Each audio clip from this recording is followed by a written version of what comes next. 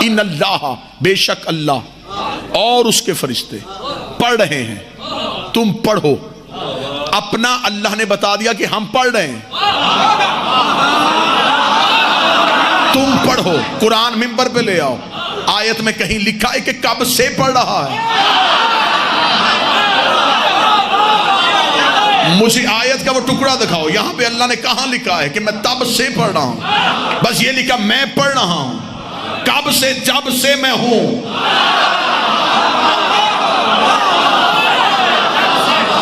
جب سے میں ہوں، تب سے پڑھ رہا ہوں۔ اب بتا، جب سے پڑھ رہا ہے، پھر یہ آل محمد کب سے ہے؟ تم نے 13 رجب کو اترتے دیکھے ہیں، آئے 13 کو نہیں تھے۔ خالصتاً عرفان پڑھ رہا ہوں۔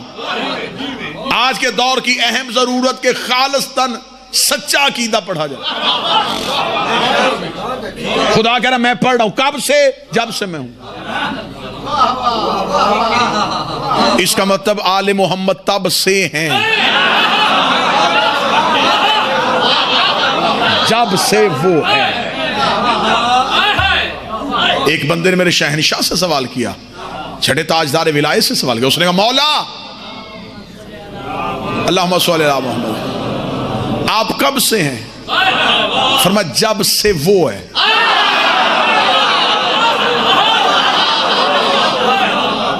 اس نے کہا وہ کب سے ہے؟ فرمایا جب سے ہم ہیں۔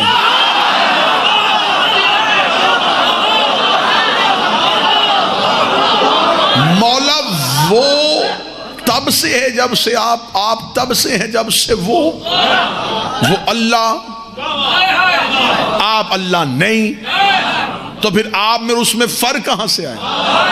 کیسا بہترین جملہ دیا میرے شہنشاہ۔ فرمایا جب سے وہ ہے تب سے ہم اس کے علم میں ہیں۔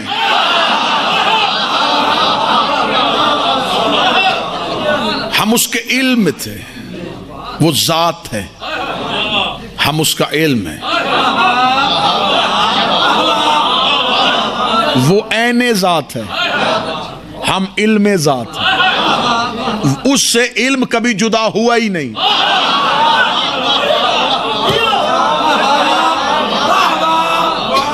جب سے وہ ہے تب سے ہم ہیں، ہم اس کے علم میں تھے، اس کے علم میں رہنے کی وجہ سے وہ اللہ ہو گیا۔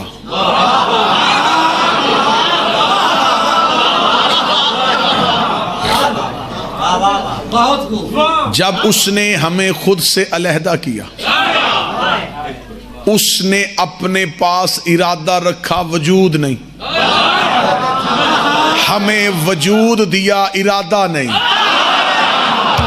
کیا کہنے حسین مالک کی عزت کی قسم، کیا کہنے؟ یہ آپ کی سماعتوں کی وجہ سے میں گہرائی میں اترتا جا رہا ہوں، ورنہ واللہ یہ سمندر اترنے والا تھا ہی نہیں، میں بالکل کنارے سے گزرنے لگا تھا۔ آپ نے مجبور کیا، آپ کی سماعتوں رکھے، میں گہرائی میں اترا۔ آپ کوشش کریں ہیں کہ جہاں تک ہاتھ پہنچے، جو تبرک نصیب میں آئے وہ ہم آپس میں ایک دوسرے سے بانٹ لیتے ہیں۔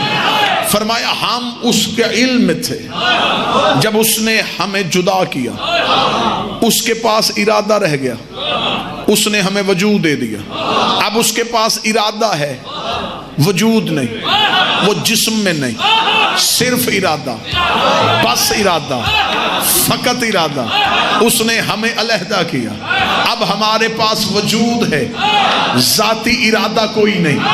پھر اس نے اپنا ارادہ ہمارے وجود میں رکھا۔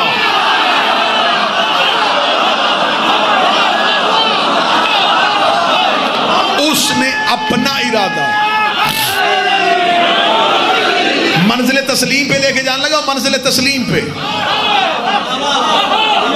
یہ جو منبر سے آپ فضائل سن رہے ہیں، یہ مولا کے جسم کے فضائل ہیں۔ خیبر میں لڑتا ہوا علی دے کے خوش ہونے والی قوم آئے منزل تسلیم پہ پہنچے کہ ہم نے جانا کس منزل پہ؟ فرمایا ہم بسم اللہ سرکار موجود ہے تو سجدہ ہے، اور وہ وجود ہے کہ جلا وجود ہے۔ اس نے ہمیں وجود دے دیا، اپنا ارادہ ہمارے وجود میں رکھ دیا۔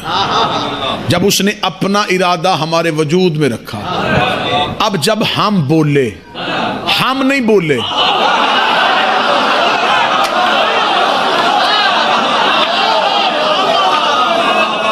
وہ بولا۔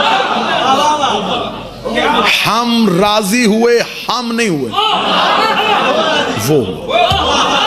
ہم ناراض ہوئے، ہم نہیں ہوئے، وہ ہوا۔ اس کا مطلب رضی اللہ اسے راضی کرنے سے نہیں ہوتا،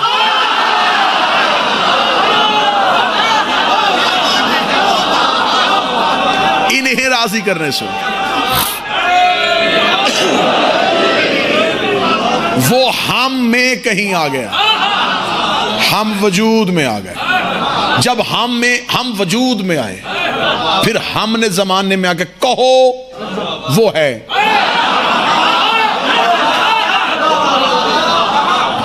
نظر وہ نہیں آیا، نظر ہم آئے۔ وہ تو نظر آیا ہی نہیں، وہ تو دکھائی دیا ہی نہیں، وہ تو کسی سے ملا ہی نہیں، وہ تو آدم سے بھی نہیں ملا۔ قرآن یہاں رکھ دو، میں قرآن سے ثابت کر دیتا ہوں، وہ تو آدم سے بھی نہیں ملا۔ ایک نبی کے بارے میں لوگوں کو شبہ ہے کہ اس سے ملتا تھا،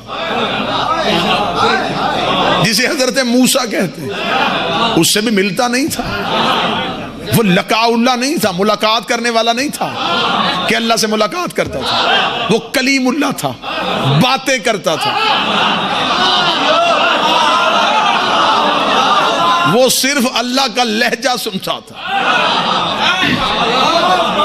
کہیں کتاب میں دکھا دو کہ اس نے کہا ہو کہ میں ملتا ہوں، ملا تو تھا ہی نہیں۔ کلیم اللہ، کلام کرنے والا، جس سے اللہ گفتگو کرتا ہو۔ کہاں کرتا تھا؟ طور پہ۔ تو اللہ تو ہر جگہ پہ ہے، اللہ موسیٰ سے گھر میں کیوں نہیں بولا؟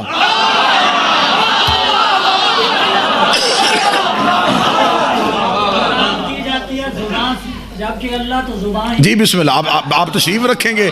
اب جہاں میں جانے لگا ہوں، اب آپ نے میرے ساتھ چلنا ہے۔ اب اس گلی میں جا کے مجھے تنہا نہیں چھوڑنا۔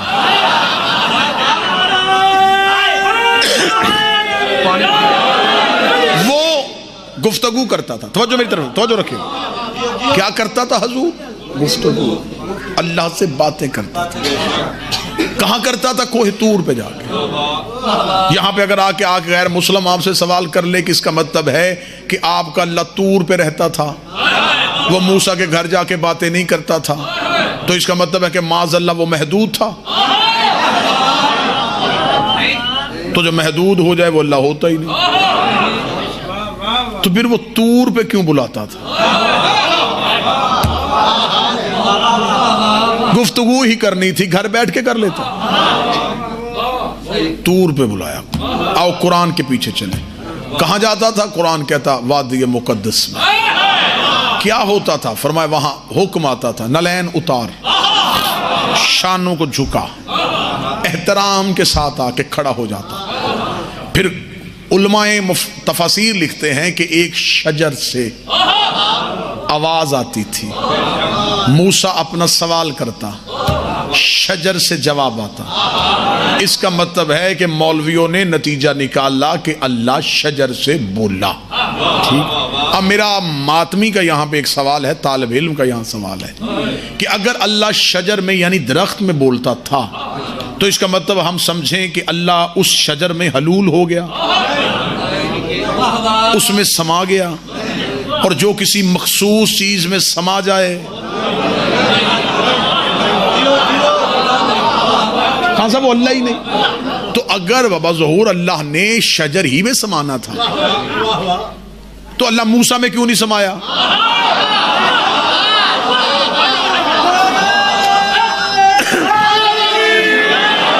بھئی کم از کم موسیٰ شجر سے تو افضل ہے نا، تو جو آنا ہی تھا تو نبی میں آ جاتا، شجر میں کیوں آیا؟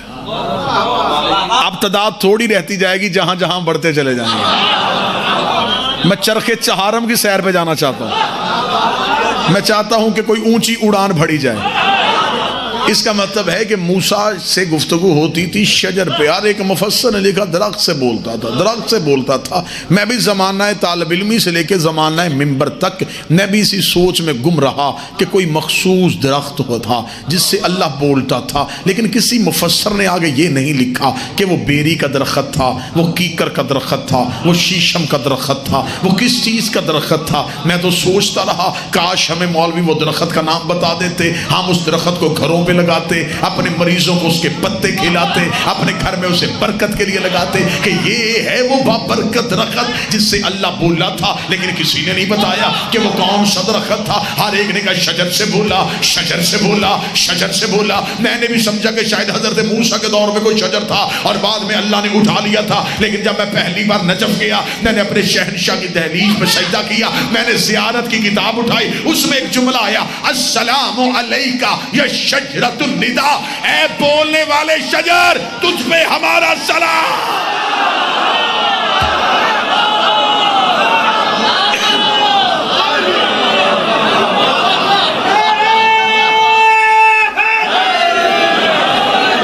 اے بولنے والے شجر.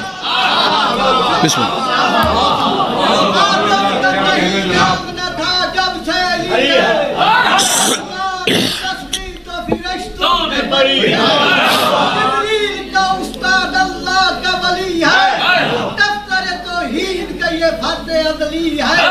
اللہ نے جس وقت جہاں کو خلق کیا اسی وقت یہ مشورہ ہے در سے لیا.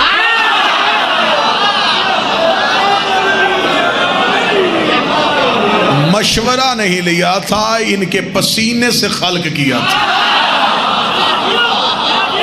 خلق العرش من الارض راسہ، ان کے سر کا پسینہ لیا عرش بنا دیا. خلق الانبیاء من الارض الجبین، ان کی پیشانی کا پسینہ لیا فرشتے بنا دیا. خلق الملائکہ من الارض صدرہ، ان کے سینے کا پسینہ لیا فرشتے بنا دیا. خلق اللوح والقلم من الارض یدین، ان کے ہاتھوں کا پسینہ لیا، ایک سے لوح بنا دی، ایک سے قلم بنا دیا. خلق الارض من الارض رجلین، ان کے پاؤں کا پسینہ لیا اور زمین بنا دی.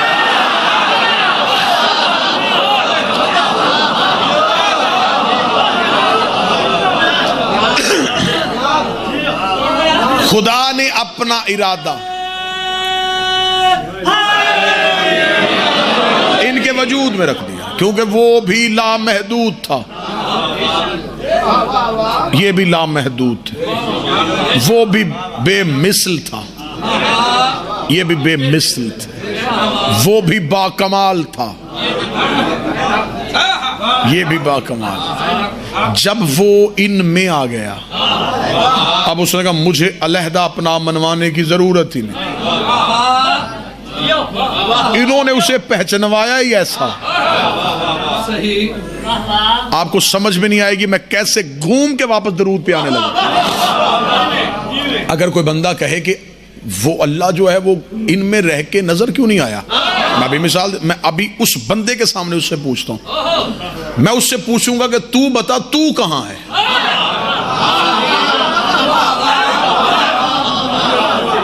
چلے میں تو سے بجائے میں کر لیتا ہوں، میں کہاں ہوں. میں آپ سے پوچھوں کہ آج اس بستی میں رنگپور میں مجلس پڑھنے کون آیا ہے، آپ کہیں گے جی آپ آئے ہیں. میں یعنی کہ میں آیا ہوں. آصف میرا اسم ہے، ذات نہیں. خطابت میری صفت ہے، ذات نہیں. میں جو مجلس پڑھنے آیا ہوں وہ میں کہاں ہوں. یہ فلسفے کی بحث ہے جو میں آسان کر کے کرنے لگا. میں کہاں ہوں، آپ کہیں گے یہ تو صاحب یہ میرا جسم ہے، میں نہیں.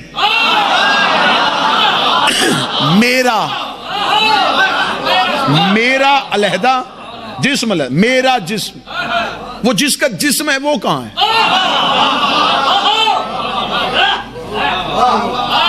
میرا چہرہ، میری آنکھیں، کوئی بندہ کہے گا یہ تو آپ کا وجود ہے، جو آپ کے اندر ہے نا وہ آپ ہے، وہ میری روح ہے، میں نہیں۔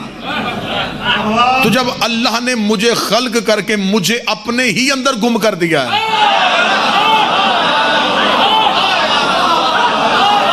انسان مر بھی جائے تو بندے کہتے ہیں زید کی میت، زید کہاں ہے؟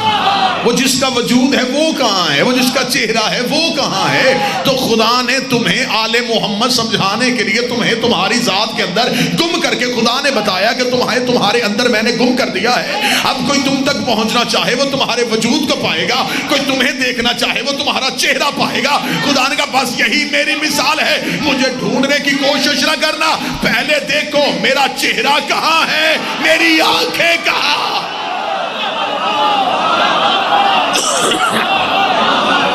اللہ تلاش کرنے سے پہلے وجہ اللہ کو تلاش کرو، اللہ تلاش کرنے سے پہلے عین اللہ کو تلاش کرو، اللہ کی خواہش پوچھنے کے لیے نفس اللہ کو تلاش کرو۔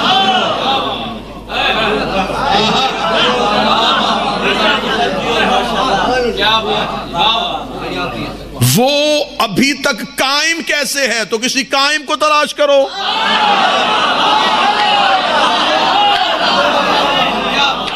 اللہ کے ابھی تک ہونے کی دلیل ہے میرا 12واں، وہ بھی ہے اور نظر نہیں آتا، یہ بھی ہے اور نظر نہیں۔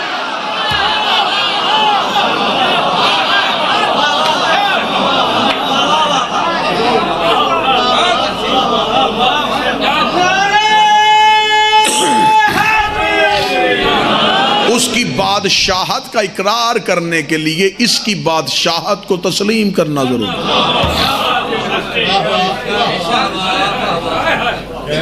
میں نے چاہا کہ میں اللہ کے گھر کی زیارت کے لیے جاؤں، میری سعودی عرب جانے میں اللہ کے گھر کی زیارت کی خواہش تھی۔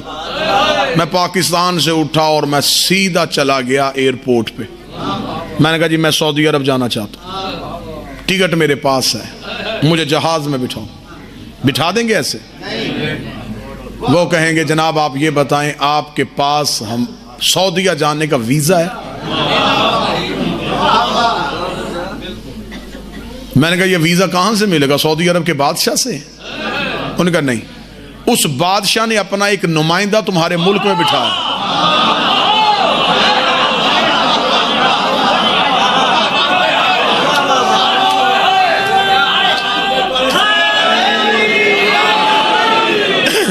اس سفیر کے پاس جاؤ، اس سے جا کے کہو اجازت دے۔ میں کہوں جی میں اس سے کیوں مانگوں، میں بادشاہ سے مانگوں گا؟ وہ کہیں گے جب تک یہ نہ اجازت دے۔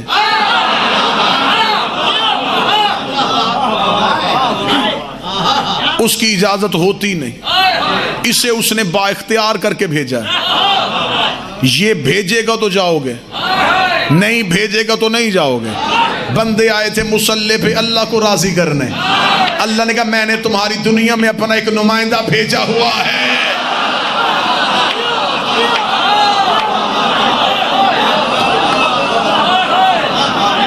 پہلے میرے اس نمائندے کے پاس جاؤ، میں نے اسے با اختیار کر کے بھیجا، وہ لکھ کے دے گا تو پھر تم مجھ تک پہنچو گے۔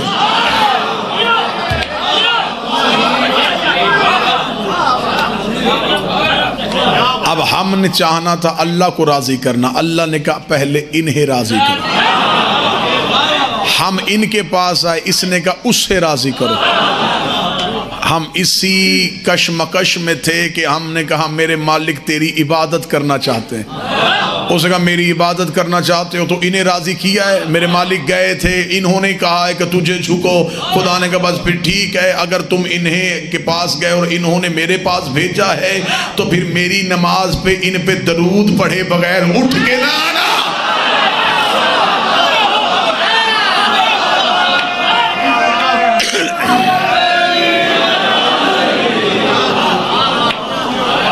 تو نے پڑھ لی ہے میری نماز تو اب بیٹھ جا۔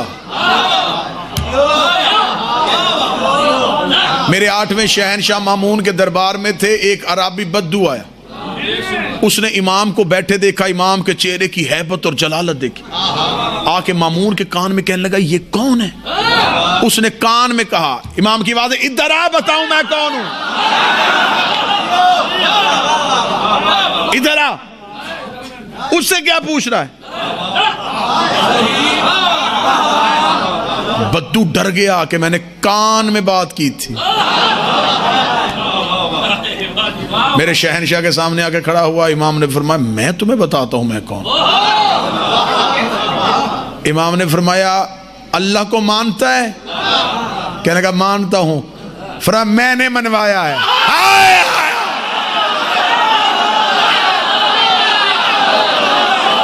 منظر تسلیم، تسلیم کسے کہتے ہیں؟ میں نے منوایا۔ اس اللہ کو راضی کرنے کے لیے کیا کرتا ہے؟ کہنے لگا نماز پڑھتا ہوں۔ فرمایا میں نے سکھائی ہے۔ امام آگے بڑھے، امام نے کہا نماز میں کیا پڑھتا ہے؟ کہنے لگا سورہ حمد۔ فرمایا سرنامہ میں ہوں۔ اور کیا پڑھتا ہے؟ سورہ قدر۔ فرمایا دل میں ہوں۔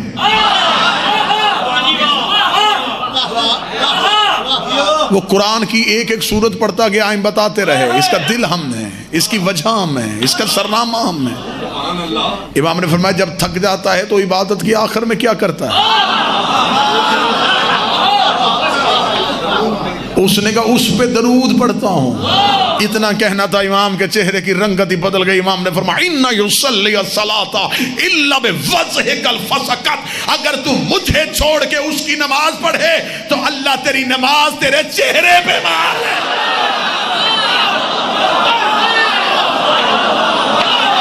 یہ میں ہوں، میرے بغیر تو اس کی نماز پڑھے گا وہ تیرے چہرے پہ مارے گا۔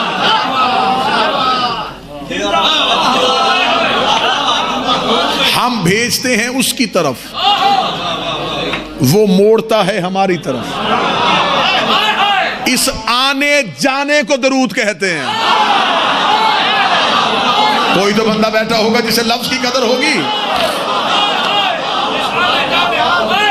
اس آنے جانے کو درود کہتے ہیں۔ جب مصلی پہ آئے تو ہم نے مصلی پہ آ کے آخر میں کیا کہا؟ میں بحث نہیں کروں گا، میں اشارہ اتنا قیمتی دے دوں گا۔ تشہد مکمل کیا، پھر اللہ اکبر جو اقرار کیا تھا وہ کتنی دفعہ کیا؟ 3 دفعہ۔ جب نماز شروع کی تھی تب کتنی دفعہ کیا تھا؟ 1 دفعہ۔ تکبیرۃ الاحرام میں 1 بار۔ کسی مولوی سے جا کے پوچھ لینا کہ تشہد کے بعد 3 دفعہ کیوں ہے؟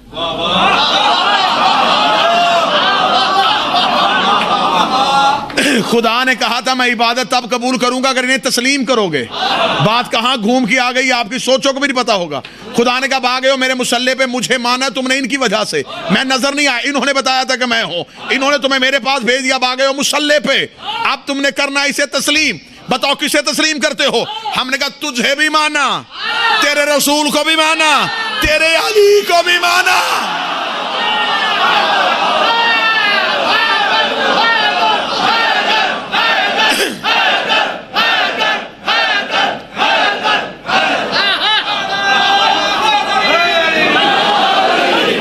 تو میرا نادان دوست، اگر گواہی تم نے 2 کی دی تھی، تسلیم 3 کو کیسے کیا؟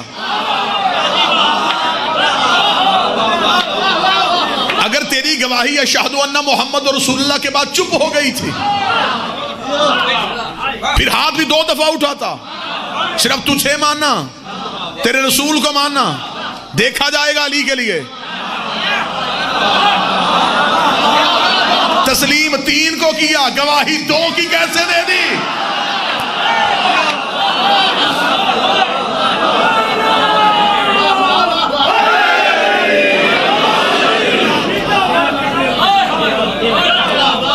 اسی میں بات چل نکلے تو اتنی لمبی طویل گفتگو ہو جائے کہ اشرے چاہیے صرف مقام تسلیم سمجھانے۔ ابھی شیعت میں سے اکثریت اقرار کی پوزیشن میں ہے، تسلیم کی پوزیشن میں۔ اقرار والے مانتے ہیں مولا علی کو مانتے ہیں، مولا تسلیم کرنا ہے، تسلیم کرنے کے لیے قربانیاں دینی پڑتی۔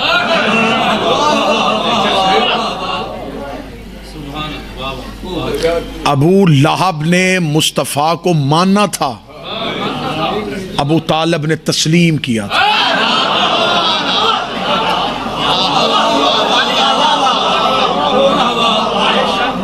مدینے کے لوگوں نے امیر المومنین کو ماننا تھا، سلمان نے تسلیم کیا۔ آپ کے چپ کے بندھن کو توڑنے کے لیے 9 لاکھ حسین کو مان رہے تھے اور تسلیم کر رہا تھا۔ ان میں سے کسی نے نہیں کہا کہ تو نبی کا بیٹا نہیں، انہوں نے کہا تو بیٹا بھی نبی کا ہے، قرآن بھی تیرے گھر میں آیا ہے، مانتے ہیں، تسلیم ہونے کیا۔ ایسے ہی اپنے دور کی حجت کو صرف مانو نا، تسلیم کرو۔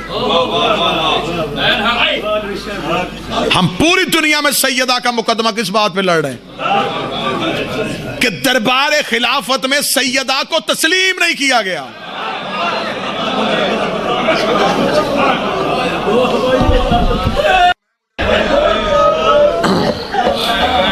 آنکھیں برس پڑی، میرا وارث بانی مجلس کو اس عبادت کا اصل اجر عطا فرما۔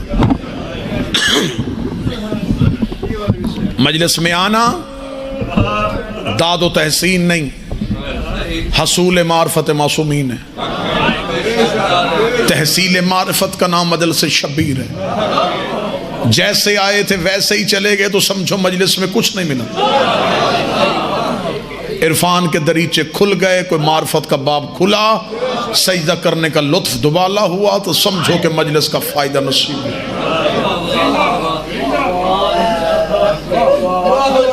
مجمع نہ بنو، لشکر بنو۔ مجمع نہیں چاہیے، لشکر چاہیے۔ تماشائی نہیں چاہیے، ناصر چاہیے۔ زبانی دعوے دار نہیں چاہیے، عملی خرچ والے چاہیے۔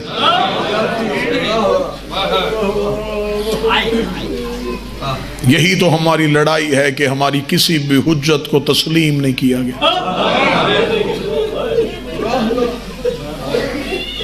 تسلیم نہ کرنے کی سب سے بڑی نشانی ہوتی ہے اس حجت سے بے خبر رہنا۔ خبر ہی نہیں تھی کوفے والوں کو کہ ارا کے جنگل میں کون آ گیا ہے۔ جنہوں نے تسلیم کیا تھا وہ 72 ریت کے ٹیلوں پہ پہنچ گئے۔ یہ دور ہے میرے آخری شہنشاہ کا، تمہیں خبر ہے کہ وہ موجود ہیں، لیکن یقین مانو تسلیم والے پہنچ چکے ہیں۔ تم بے خبر ہو سکتے ہو، کائنات کے وارث کا نظام چل رہا ہے، مربوط ہے الہی نظام کے ساتھ، میرے مالک کا نظام۔ نظام کائنات کا چلنا اس بات کی دلیل ہے کہ شہنشاہ کا دور موجود ہے۔ بے خبر ہم ہیں۔ کسی پیاسے کو کسی دشت میں اگر پانی نہ ملے تو اس بات کی دلیل نہیں کہ یہاں کنواں ہے ہی نہیں۔ سورج کو دیکھ کے آنکھیں بند کر لینا اس بات کی دلیل نہیں کہ کرنیں موجود نہیں۔ ہماری زمانے سے لڑائی اس لیے ہے کہ چلی جو گئی تھی دربار میں رسول کی بیٹی۔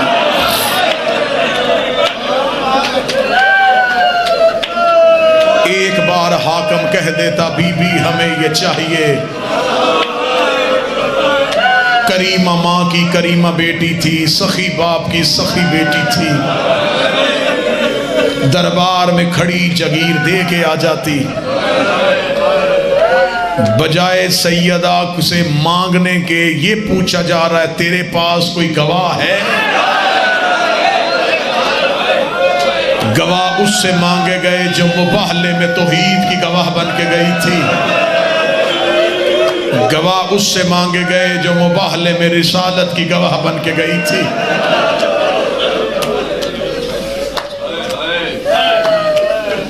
زمانے تک آج تک سیدہ کا حق نہ پہنچنا کتابوں میں نہ ہونے کی دلیل نہیں، منبر کی بزدلی کی علامت ہے. میں نے دنیا کے کونے کونے میں یہ بات کی، آج یہاں کر رہا ہوں.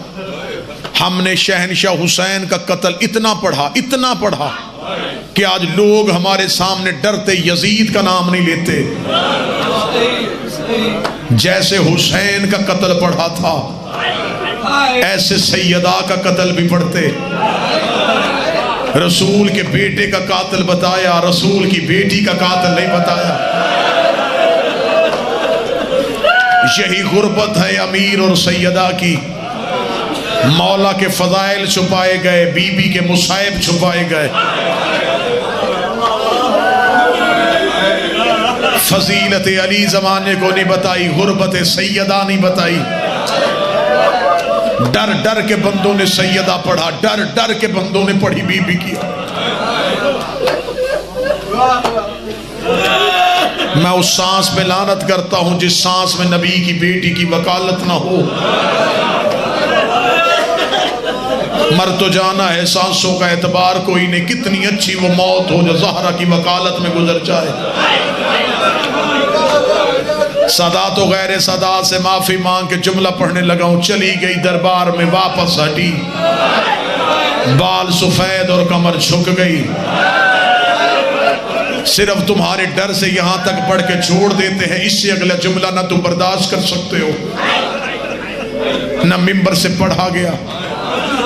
صرف کمر نہیں جھکی، واپس آئی تو میری مالکن کا ایک ہاتھ رخسار پہ تھا.